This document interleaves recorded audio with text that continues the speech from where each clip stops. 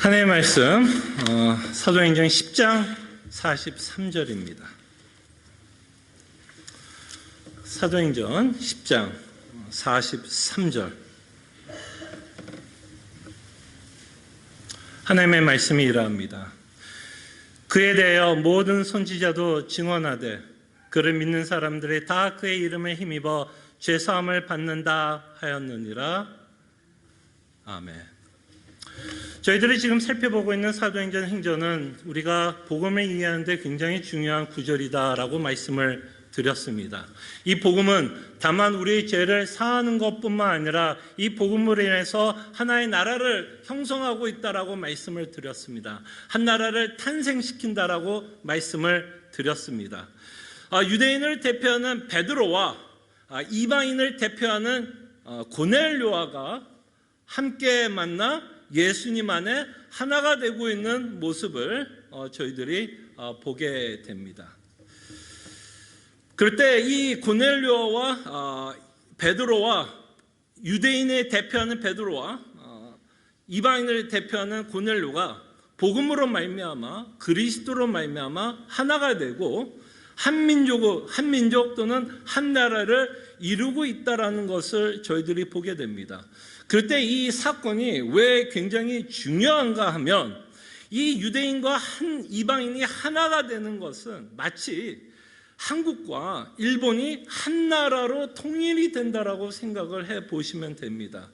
여러분 상상이 되십니까? 우리나라가 일본과 한 나라를 이루고 통일이 된다면 어떨 것 같으세요, 여러분? 마음에 확 와 닿습니까? 그러고 싶습니까? 아니면 더 나가서 이렇게 이야기하면 더 와닿을까요? 북한과 우리나라 남한이 통일된다면 여러분 마음이 어떠실 것 같습니까? 아마 북한에 둔 고향을 두고 떠나온 자들은 정말 이 북한이라고 하는 나라와 한 나라를 이룬다면 아마 여기 계신 분들 가운데서도 그렇게 마음이 편하지는 않을 거라 생각이 듭니다. 바로 그 일이 지금 벌어진다라고 생각을 하시면 돼요. 유대인과 이방인이 하나가 되는 것, 마치 한국과 일본이 또는 남한과 북한이 한 나라를 이루고 있는 그 장면을 저희들이 보게 됩니다.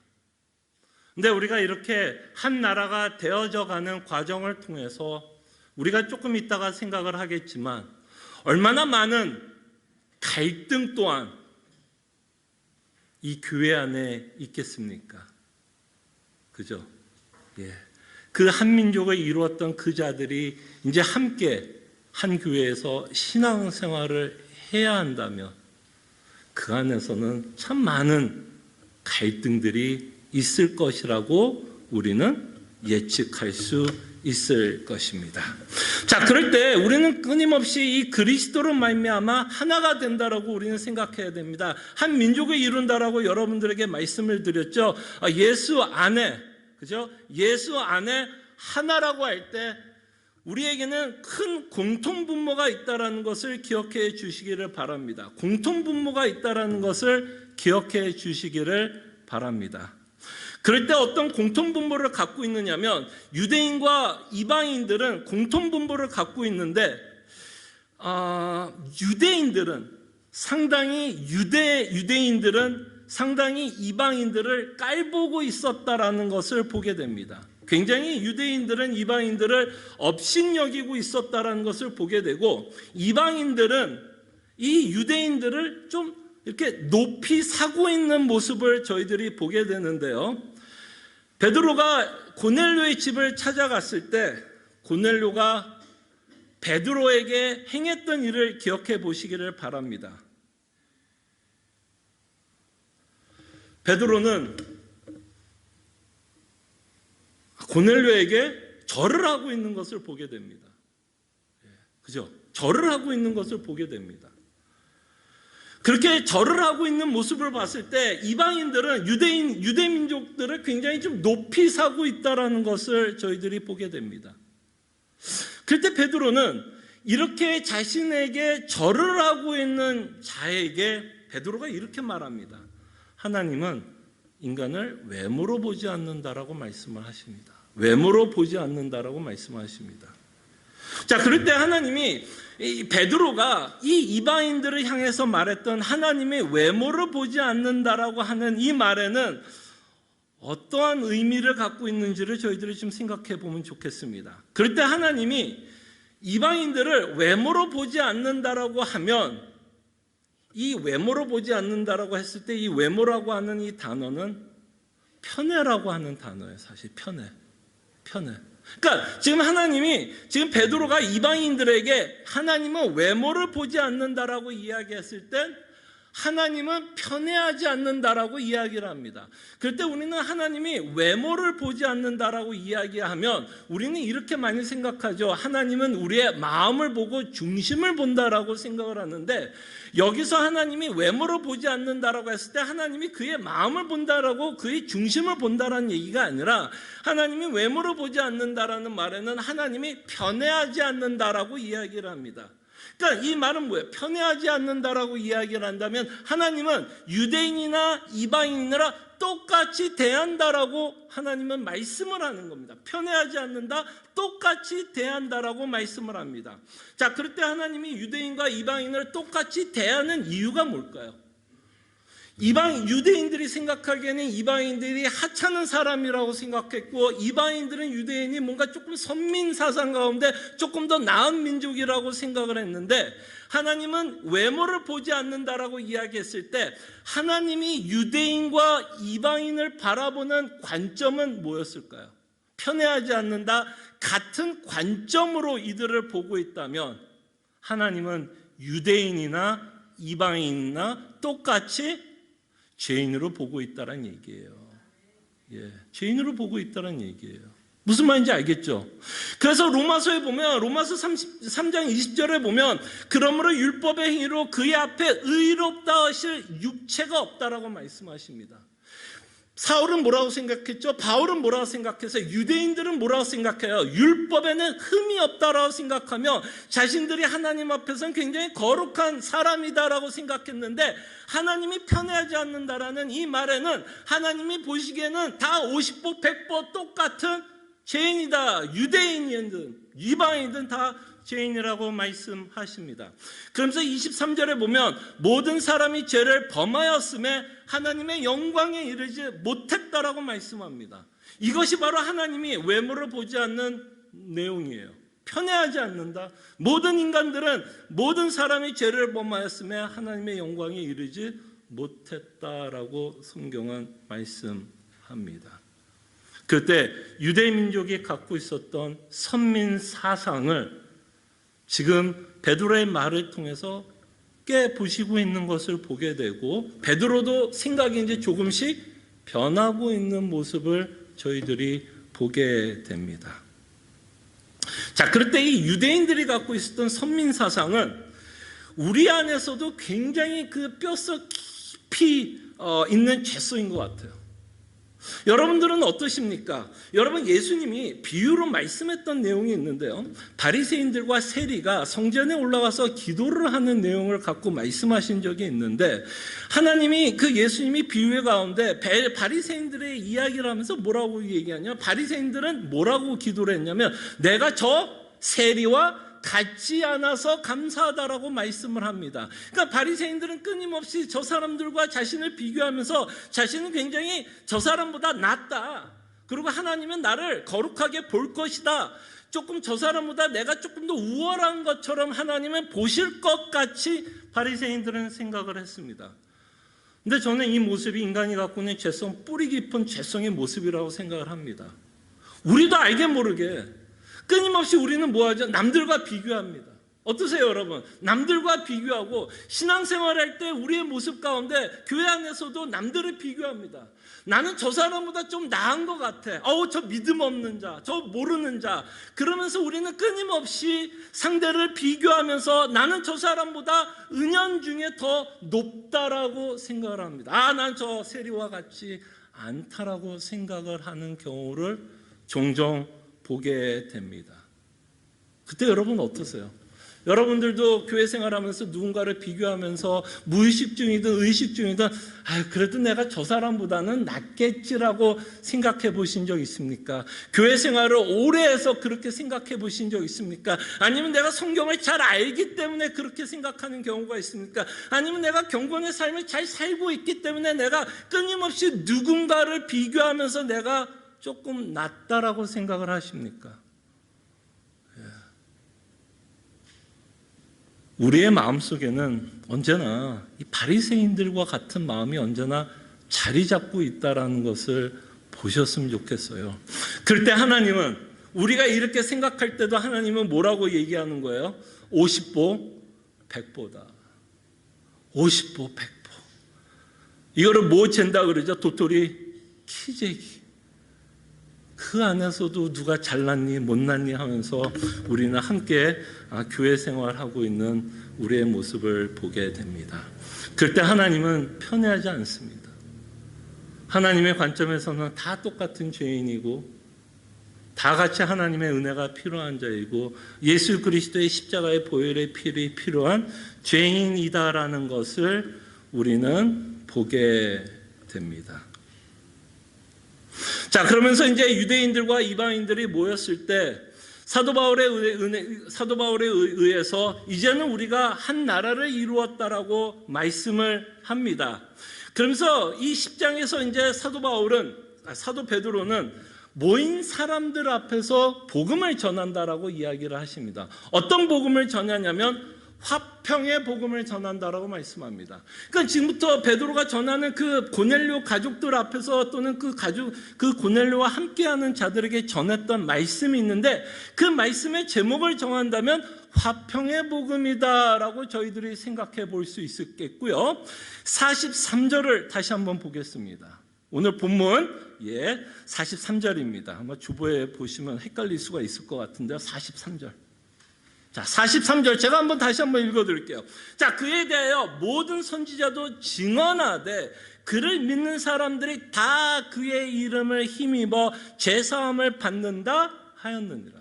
자, 그럴 때 이 43절에 보면 베드로가 뭐라고 얘기하냐면 다 그의 이름을 힘입어. 여기서 말하는 다는 누굴까요? 다 그의 이름을 힘입어. 여기서 말하는 다는 유대인과 이방인들을 통틀어서 말씀하고 있다는 것을 보게 됩니다.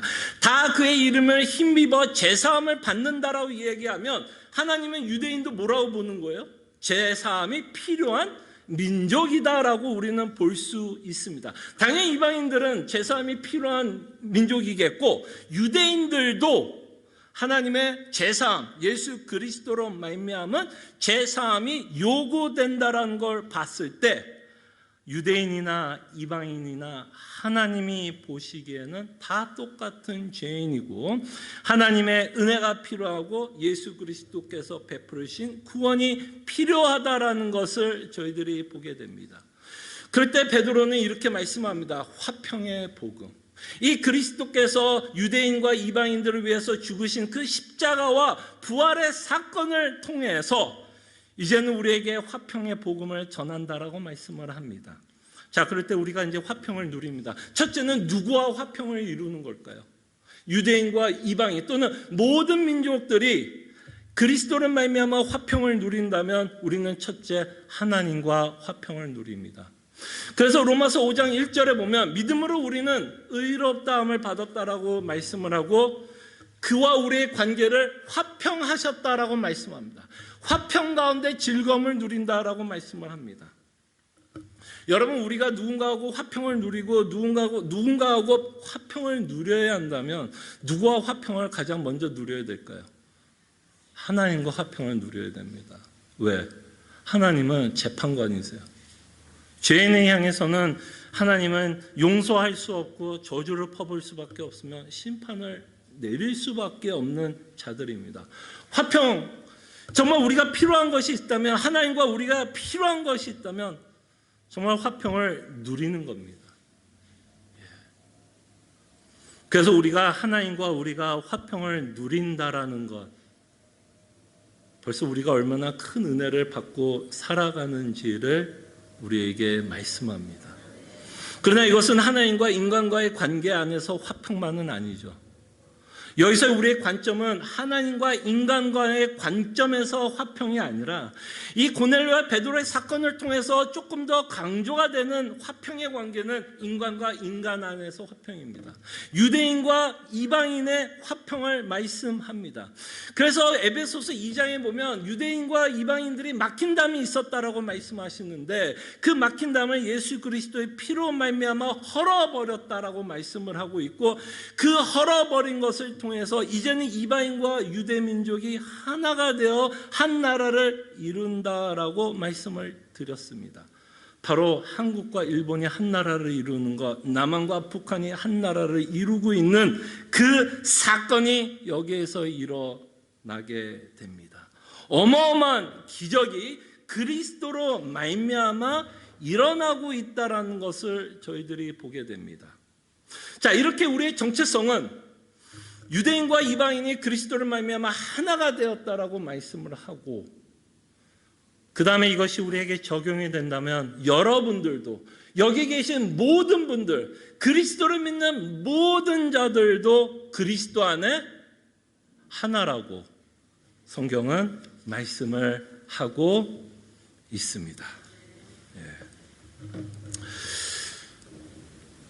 성경을 읽어보시면 특별히 에베소서 4장 같은 경우도 이따가 이제 저희들이 이제 구체적으로 좀 살펴봐야 될 분맥이지만 끊임없이 사도 바울은 그리스도로 말미암아 우리 안에 있는 정체성을 굉장히 강조합니다. 우리의 아이덴티티. 우리의 아이덴티티는 그리스도로 말미암아 하나다라고 외칩니다. 그리스도 안에 하나. 그리스도 안에 하나. 자, 근데 여러분들과 제가 조금 더 고민하고 싶은 거는 이제 이 지점입니다. 분명히 성경은 그리스도로 말미암아 화평의 복음을 전하고 우리가 하나라고 말씀을 하고 있는데 여러분들 어떠세요? 실제적인 교회 생활은 어때요? 실제적으로 우리가 교회 안에서 생활하고 있는 모습 가운데서는 경험적으로는 우리가 그리스도 안에 하나라는 것을 맛보는 것은 그렇게 쉽지는 않은 것 같아요.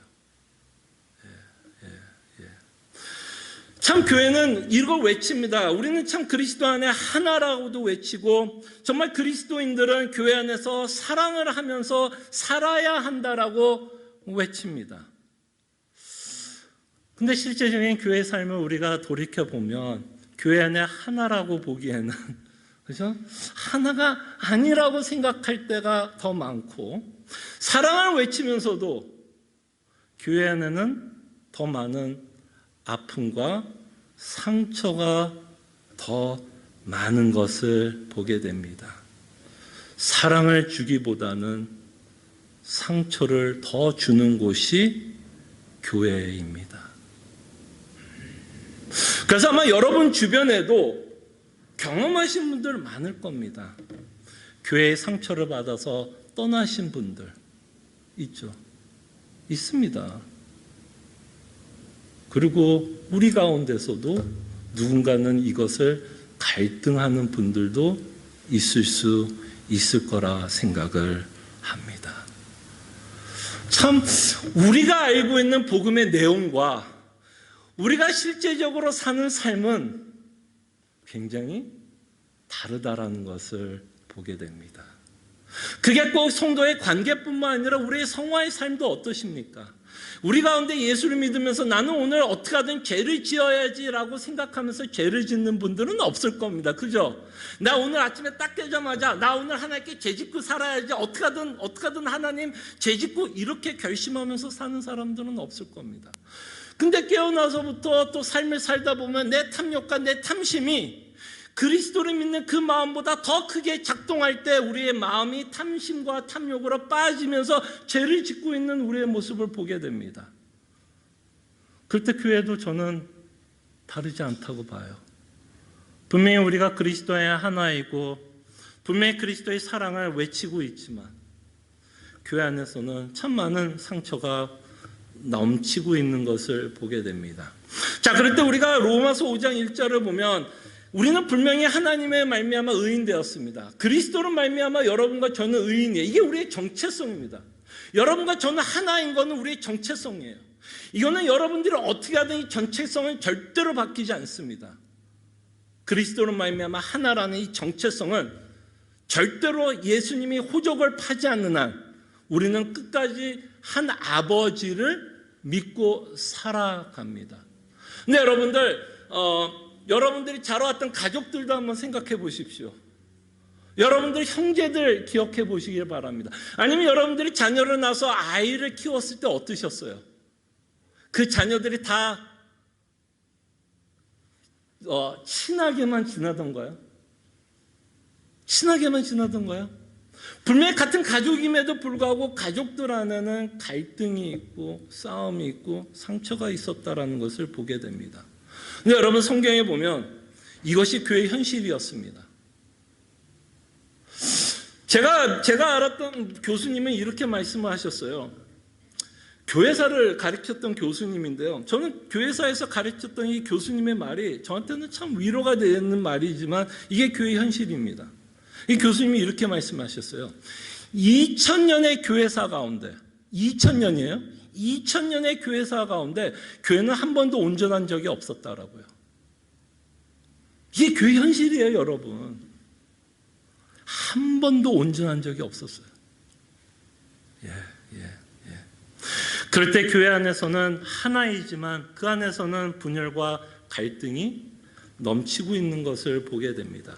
제가 몇 구절만 좀 읽어볼게요. 서신서를 통해서 사도 바울이나 다른 서신서들을 보면 교회 안에 어떤 아픔들이 있었다는 것을 보게 됩니다. 빌립보서 2장 1절과 4절에 보면 한번 제가 읽어드릴게요. 그러므로 그리스도 안에 무슨 권면이나 사랑에 무슨 위로나 성령의 무슨 교제나 긍휼이나 자비가 있거든. 마음을 같이하여 같은 사랑을 가지고 뜻을 합하여 한 마음을 품어 아무 일에든지 다툼이나 허영으로 하지 말고 오직 겸손한 마음으로 각각 자기보다 남을 낮게 여기고. 자, 제가 주목하고 싶은 말은 3절입니다. 아무 일에든지 다툼이나 허영으로 하지 말라요. 왜 사도는 빌립보 교회에게 이 말을 썼을까요, 여러분?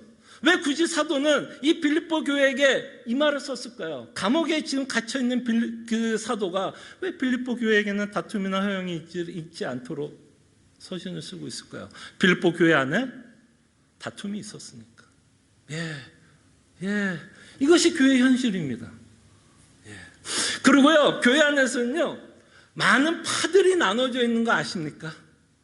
교회 안에는요, 수많은 파들이 나눠져 있어요. 여러분들 고린도전서 읽어보시면, 고린도전서 1장에 보시면 수많은 파들이 기록되어 있는 걸 보게 됩니다. 바울파가 있었고요, 아볼로파가 있었고요, 게바파가 있었고요. 또 하나 파가 누군지 혹시 아십니까? 그리스도파라고 해서 적어도 사도 바울이 그 안에 보니까 4개의 파가 있었다는 것을 보게 됩니다. 바울파, 아볼로파, 게바파, 그리스도파. 여러분들이라면 어느 파에 속하고 싶어 합니까?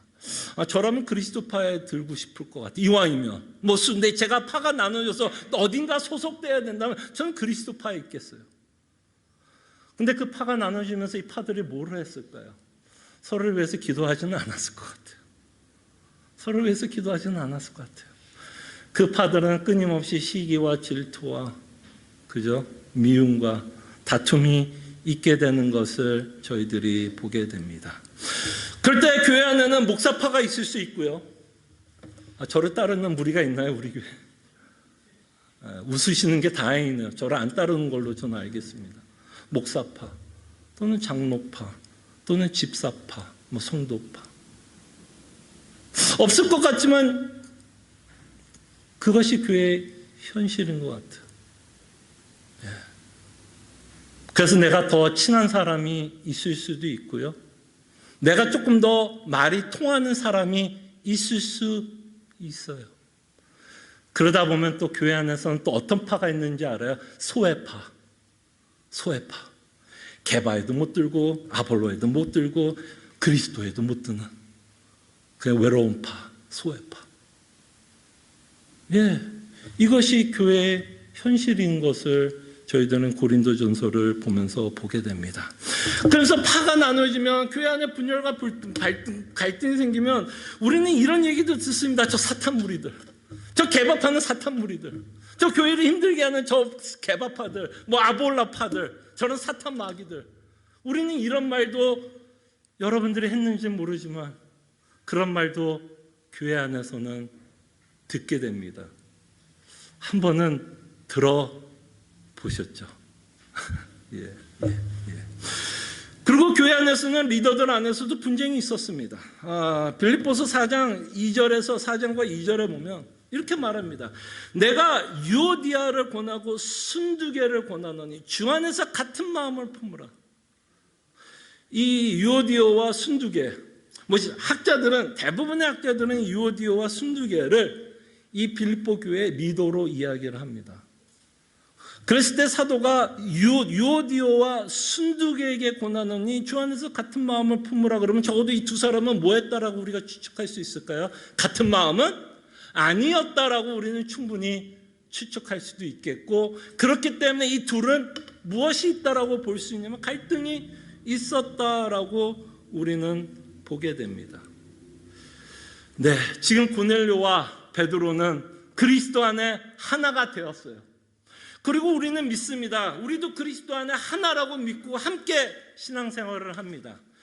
그러나 우리의 현실은 그렇지는 않아요.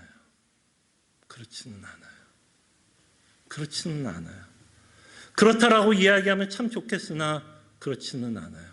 교회 생활하다 보면 나하고 더 맞는 사람이 있고, 또 교회 생활하다 보면 나와 생각이 다른 사람이 있고, 또 생각은 같은데 방법을 푸는 데에서는 또 다른 사람, 또 다른 의견들이 있고, 참 다양한 사람들과 다양한 백그라운드들과 다양한 삶을 살아온 사람들이 모이는 곳이 교회입니다.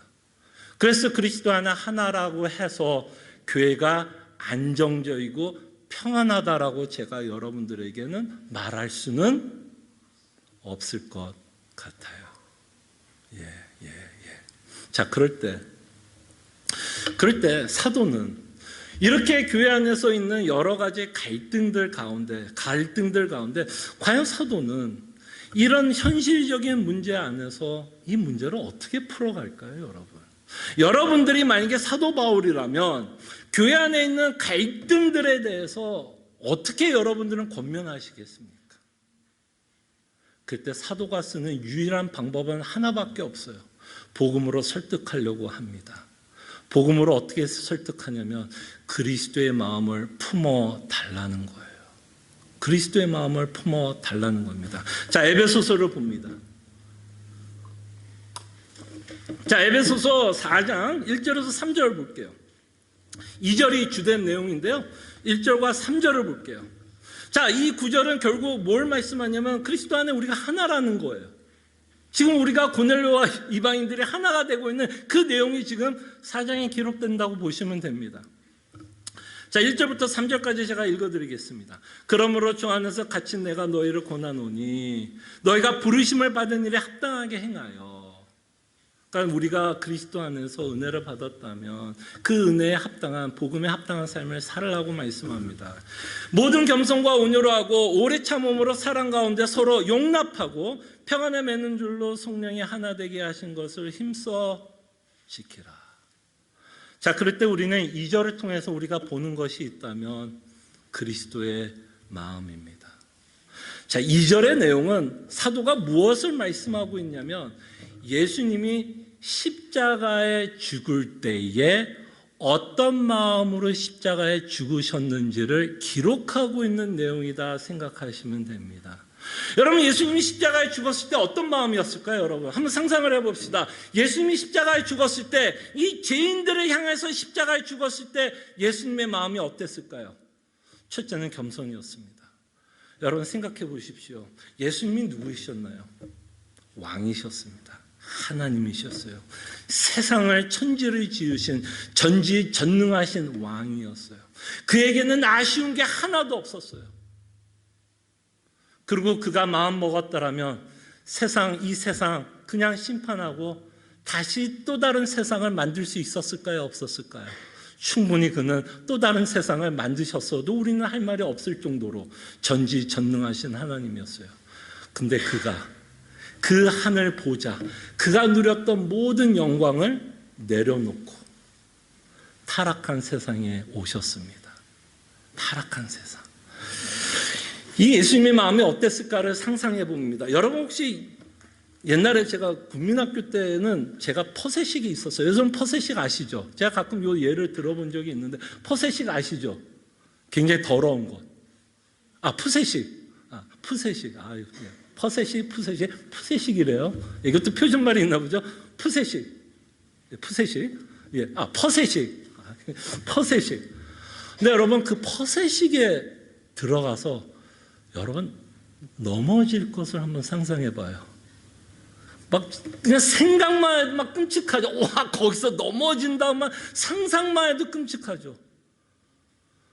저는 예수님이 이 세상에 들어왔을 때 그런 느낌이 아니었을까 싶어요. 왕이신 하나님, 가장 깨끗하시고 거룩한 하나님이 자기의 모든 권세를 내려놓고 퍼세식 같은 이 화장실에, 더러운 이 타락한 세상에 누구를 위해서요? 죄인을 위해서. 의인을 위해서 오셨다면 그래도 의미가 있겠지만 죄인을 위해서 정말 예수님은 모든 걸 버리시고 내려오셨어요. 그것이 성경에서 말하는 겸손하니까요. 겸손. 모든 겸손과 이절, 모든 겸손과 온유. 저는 이 온유를 보면 생각나는 장면이 있습니다. 여러분 예수님이 십자가에 돌아가실 때 군중들은 어땠나요, 여러분? 여러분 기억나세요? 예수님이 십자가에 죽으셨을 때 군중들은 어땠어요? 우리 불쌍한 예수님, 저기서 죽으면 안 되는데, 하나님 빨리 저 예수님 어떻게 해주세요? 아니면 모든 군중들은 죽이라고 외쳤습니까? 모든 군중들은 예수님을 죽이라고 외쳤어요. 죽이라고 외쳤습니다. 그러니까 그 자리에서도 예수님은 뭐 할 수 있었을까요? 야, 얘네들 다 싹 쓸어버리자 그냥. 야, 내가 왜 이들에게 은혜를 베풀어? 저 같으면. 야, 내가 이렇게 이들이 나를 향해서 끊임없이 죽으라고 외치는 이 자에게 내가 왜 하필 이 사람들한테 은혜를 베풀어? 저 같았으면 그냥 내가 갖고 있는 전지전능하면 뭐 했을까요? 그냥 깨끗하게 천사들 다 불러가지고 그냥 끝을 낼 수도 있었겠죠. 아니요. 근데 예수님이 안 그랬어요. 뭐라고 표현해? 온유함. 그 온유함이 어떻게 나와요, 여러분? 그 자기를 향해서 죽으라고 외치고 있는 그 군중들을 향해서 예수님의 온유함은 어떻게 나왔나요? 저들이 하는 일 모릅니다. 그 상황에서도 누구를 변호했어요? 예수님이 누구를 변호했어요? 자기를 향해 돌을 던지고 자기를 향해 죽이라고 말했던 그 사람을 향해서 저들이 하는 일 모릅니다. 하나님 용서해 주시옵소서. 이게 누구의 마음이에요? 그 온유함. 바로 이것이 예수님이 십자가에 돌아가시면서 우리를 향하여서 베푸신 마음입니다. 그 다음에 또 하나 사도가 말하는 것은 오래 참으라고 말씀합니다. 오래 참으라. 예수님이 얼마나 참고 계세요, 여러분? 여러분 나이를 제 나이로 할까요? 제가 51인가 그럴 거예요. 51. 헷갈리네. 51인가 52인가. 어쨌든 그 정도예요. 51, 52. 근데 51, 52 동안 예수님이 뭐 했을까요, 지금? 지금까지 뭐 하셨을까요, 예수님이? 오래 참아주셨어요. 여러분 오늘도 대표 기도하지 않았어요? 매일 똑같은 제 지어 앉아요, 여러분. 여러분 오늘 탐심을 위해서 장로님이 기도했습니다. 이게 탐심이 이 정도 하면 좀 버려야 되는 거 아니에요? 지금 정도 여러분과 제가 신앙생활 했으면 지금 정도면 욕심 좀 버려야 되지 않아요? 이 정도 신앙생활 했으면. 근데 버려져야 안 버려져요? 버려져야 안 버려져요? 우리의 욕심 정력이 버려져야 안 버려져요? 우리의 욕심 때문에 우리는 얼마나 또 다른 죄를 짓고 살아요, 안 살아요? 야, 어떤 사람이 저한테 한 번만 잘못해도 우리는 뭐예요? 나 저 사람 다시는 안 봐. 그러지 않습니까? 그러지 않아요? 교회에서도 우리 그런 모습 있지 않아요? 누군가 나에게 한 번만 잘못하면 나 그 사람 다시는 안 봐. 근데 예수님은 한 번이 뭐예요, 우리가? 제가 50평생 살아가면서도 지금도 예수님은 뭐예요? 오래 참고요. 아마 앞으로 남은 인생 가운데서도 예수님 뭐 해주실까요? 오래 참아 주실 거예요. 그러니까 제가 무엇을 소망하면서 살아요? 천국을 소망하면서 저는 살아갑니다. 그러면서 이렇게 겸손, 온유, 오래 참음을 한 단어로 표현하자면 결국 하나님이 예수님이 여러분들을 위해서 죽으신 마음이 뭘까요? 결국 사도가 말하는 단어가 뭐예요? 사랑. 그 사랑을 교회에 있는 성도들에게 품어 달라는 거예요. 우리의 마음을 풀 수 있는 유일한 방법은, 인간과 인간관계에서 흐트러진 우리의 마음을 풀 수 있는 유일한 마음은요, 제 생각에는 복음밖에 없는 것 같아요. 복음밖에 없는 것 같아요.